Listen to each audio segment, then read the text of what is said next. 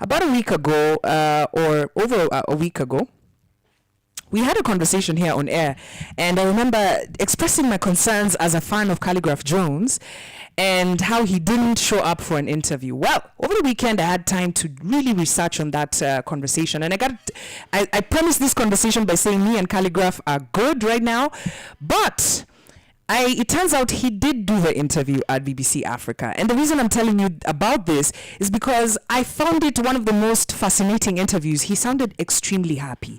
So this is an official apology from myself as Kwambox. And we've already had the conversation, so it's not happening on air.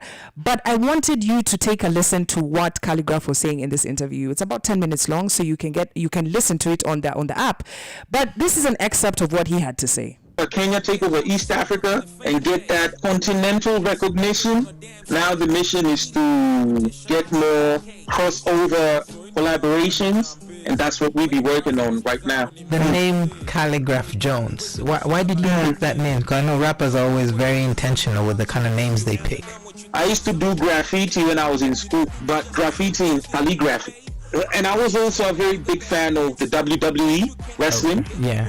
There was this big guy who used to go by the name of the Great Khali from India. He was a big, tall guy, man. He was big. Yeah. I used to like the Great Khali. And, along the way, I was like, hey, the Great Khali.